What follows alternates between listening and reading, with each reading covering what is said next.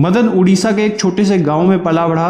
पढ़ लिख कर वो एक अच्छी सी नौकरी करने लगा। नौकरी में लगातार हुए प्रमोशन से उसे खूब तरक्की और शोहरत की प्राप्ति हुई।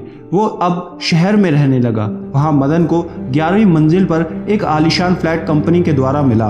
मदन अपनी पत्नी को एक बच्चे के साथ खूब ऐशो आराम से रहने लगा।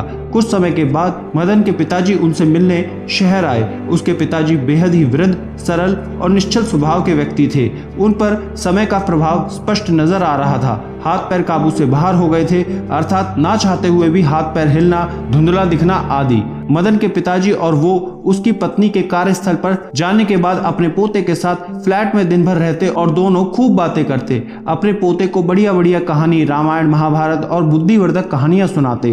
पोता खूब मन लगाकर उन कहानियों को सुनता। उस नन्हे से पोते का नाम श्याम था। घर में महंगे महंगे चीनी, मिट्टी और अन्य क्रॉकरी के सामान थे। एक दिन की बात है, दादाजी को क्रॉकरी के बर्तन में खाने को मिला। उनका हाथ काबू में ना रहने के कारण हाथ हिलकर क्रॉकरी गिरकर टूट गई। इस पर मदन की पत्नी ने बाजार से एक लकड़ी का बर्तन सेट ले आई जिसमें थाली, कटोरे आदि शामिल थे। अब नित्य प्रतिदिन दादाजी को उन बर्तनों में खाना मिलने लगा। दादाजी को इन बातों का बुरा तो लगा, किंतु उन्होंने किसी से कहा नहीं। एक दिन शाम खेल खेल में लकड़ी से कुछ बर्तन बना रहा था। इस पर मदन और उसकी पत्नी यानी कि श्याम के मम्मी पापा ने डांट लगाई और कारण पूछा कि वो क्या कर रहा है। श्याम ने बातों ही बातों में उत्तर दिया, मैं लकड़ी के कटोरे और बर्तन बना रहा हूँ। इस पर श्याम के माता पिता उससे पूछते हैं कि इसकी क्या आवश्यकता है, इसे क्यों बना रहे हो।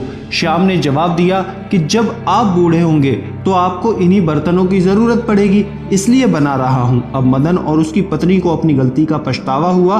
दोनों पति पत्नी ने पिताजी के पैर छूकर क्षमा याचना मांगी। बड़े लोग स्वभाव के सरल होते हैं, इसलिए उनसे माफी मिलने में देरी नहीं लगती। दोस्तों, जैसा कर्म करते हैं ना, फल भी हमेशा वैसा ही मिलता है। अपने कर्म और विचार अच्छे रखें। धन्यवाद।